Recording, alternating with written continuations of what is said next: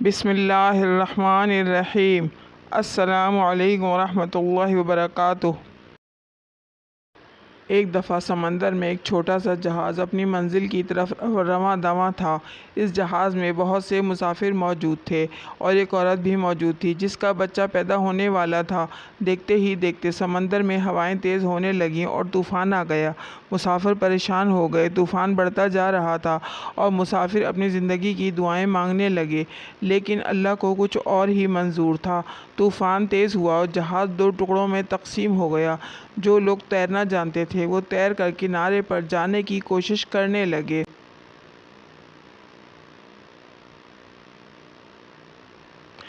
اور جس عورت کا بچہ پیدا ہونے والا تھا وہ خوف کے مارے بے ہوش ہو گئی اور وہ جہاز کے ایک ٹوٹے ہوئے تختہ پر پڑی تھی۔ یہ تختہ لہروں کے سہارے بہتا چلا جا رہا تھا اور اسی حالت میں عورت کے ہاں بچہ پیدا ہوا۔ اللہ تعالیٰ کی طرف سے ملک الموت کو حکم ہوا کہ اس عورت کی جان نکال لی جائے۔ چنانچہ اس عورت کی جان نکال لی گئی۔ وہ بچہ بے سر و سامانی کی حالت میں تختے پر پڑا رہا۔ تختہ تیرتا تیرتا ایک کنارے سے جا لگا۔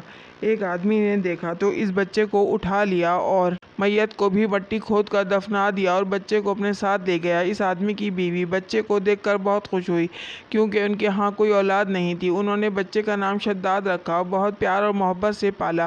شداد کو ان دونوں میاں بیوی نے بہت لاڈ سے پالا تھا، یہاں تک کہ وہ بچہ 7 سال کا ہو گیا۔ اتنی کم عمری میں بھی شداد بہت ذہین اور عقل مند تھا۔ ایک دن باہر کھیل رہا تھا کہ شور مچا، بادشاہ کی سواری گزر رہی ہے۔ یہ سب بچے سن کر وہاں سے بھاگ گئے، لیکن شداد وہیں چھپ کر منظر دیکھنے لگا۔ جب سارا لشکر گزر گیا تو بادشاہ کے کچھ پیادے یہ دیکھنے کے لیے گزرے کہ کوئی چیز تو نہیں گری۔ ان کو ایک پوٹلی گری ہوئی ملی جس میں ایک سرمے دانی تھی۔ انہوں نے شداد کو بھی وہاں دیکھ لیا۔ انہوں نے سوچا اس بچے پر تجربہ کیا جائے کہ اس سرمے میں کیا ہے۔ انہوں نے شداد کو بلایا اور کہا، بیٹا ادھر آؤ، ہم تمہاری آنکھوں میں سرما لگا دیں، اس سے تمہاری آنکھیں اچھی ہو جائیں گی۔ انہوں نے جب شداد کی آنکھوں میں سرما ڈالا تو شداد کے سرما لگاتے ہی اس کے چاروں طبق روشن ہو گئے، اسے سارے خزانے نظر آنے لگے۔ لیکن شداد نے عقل مندی دکھائی اور شور مچا دیا کہ تم نے میری آنکھوں میں کیا لگا دیا، میں تو اندھا ہو گیا ہوں۔ تو وہ پیادے ڈر کے مارے سرما وہاں پھینک کر بھاگ گئے۔ شداد ہنسنے لگا، سرما اٹھایا اور گھر پہنچا۔ گھر آ کر سارا ماجرا اپنے باپ کو سنایا تو یہ دونوں باپ بیٹے رات کے اندھیرے میں جاتے اور خزانہ کھودتے۔ اس طرح وہ بہت زیادہ امیر ہو گئے۔ اسی طرح شداد بڑا ہوا اور جوان ہو گیا۔ اتنا کچھ ملنے پر غرور میں آ گیا۔ اس نے اس دولت کے بل بوتے پر سازشیں کر کے وہاں کے حکمران کو قتل کر دیا اور خود حکمران بن گیا۔ اسی غرور میں اس نے خدائی کا دعویٰ کر دیا۔ شداد کے دور حکومت میں حضرت ہود علیہ السلام اللہ کے نبی تھے اور آپ ہمیشہ شداد کو ایمان کی دعوت دیتے تھے۔ ایک دن شداد نے پوچھا، اگر میں ایمان لے آؤں تو اللہ تعالیٰ مجھے کیا انعام دے گا؟ حضرت ہود علیہ السلام نے فرمایا، اللہ تعالیٰ تجھے جنت دے گا جس میں تو ہمیشہ رہے گا۔ شداد نے حضرت ہود علیہ السلام سے جنت کے اوصاف پوچھے تو انہوں نے جنت کی خصوصیات بیان فرمائیں۔ تو شداد یہ سن کر بولا کہ اللہ کی جنت کی کوئی ضرورت نہیں، ایسی جنت تو میں خود ہی بنوا لوں گا۔ اس دن سے شداد کی مسلسل یہ کوشش رہی کہ وہ ایک دن ایسا شہر تعمیر کرائے جو جنت جیسا ہو۔ اس نے ایران کے حاکم کو، جو اس کا پروردہ تھا، کہلا بھیجا، جتنا سونا چاندی تمہارے پاس جمع ہے وہ فوراً میرے پاس بھیج دو۔ شداد نے پورے ملک میں اپنے کارندے روانہ کیے جو بہت بڑی مقدار میں سونا چاندی جمع کر کے لائے۔ شداد نے جنت بنانے کے لیے ملک شام میں ایک صحت افزا مقام کا انتخاب کیا۔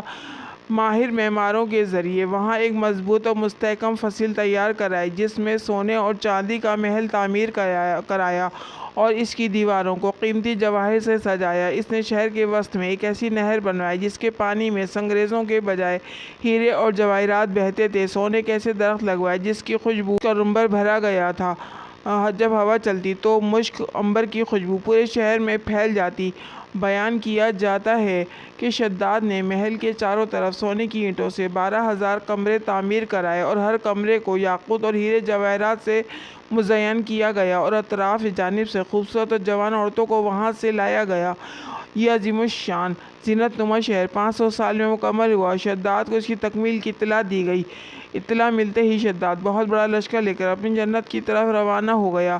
ابھی اس شہر سے ایک منزل کے فاصلے پر تھا کہ اس نے ایک ہرن دیکھا جس کے پاؤں چاندی کے اور سینگ سونے کے تھے۔ ہرن کو دیکھ کر وہ لالچ میں آ گئے اور اس کو پکڑنے کے لیے اس کے پیچھے اپنا گھوڑا لگا دیا۔ بھاگتے بھاگتے وہ لشکر سے جدا ہو گیا۔ ہرن نے شداد کو پکار کر کہا، شداد، تو نے عالی شان محل تیار کر کے یہ سمجھ لیا ہے کہ اب تو موت کے پنجے سے آزاد ہو چکا ہے۔ یہ سن کر شداد کا رواں رواں کانپنے لگا۔ اس نے پوچھا، تو کون ہے؟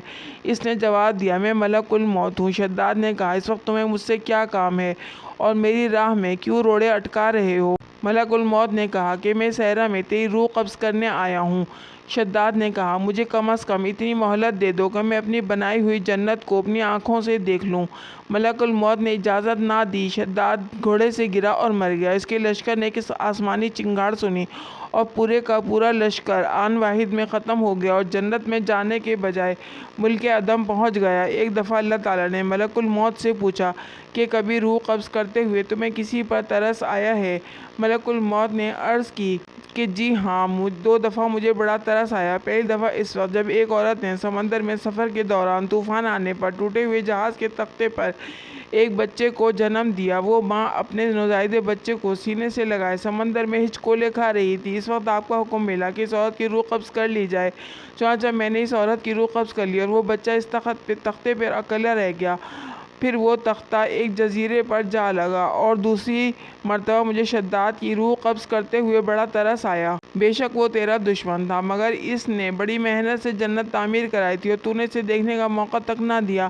اللہ تعالیٰ نے فرمایا، اے ملک الموت، تو نے دونوں مرتبہ ایک ہی شخص پر ترس کھایا ہے۔ تختے پر تو نے جس بچے کو دیکھا تھا، ہم نے اس کی پرورش کی، اسے عزت دی، اسے اقتدار دیا۔ وہ بدبخت ہمارا منکر بن بیٹھا اور ہماری جنت کے مقابلے میں اپنی جنت تیار کرنے لگا۔ در حقیقت شداد ہی وہ شیرخوار بچہ تھا جس کی ماں کی روح تو نے قبض کی تھی۔ خدا کے انکار کا یہ نتیجہ تو دنیا میں ہے اور آخرت میں عذاب اس سے کہیں زیادہ ہے۔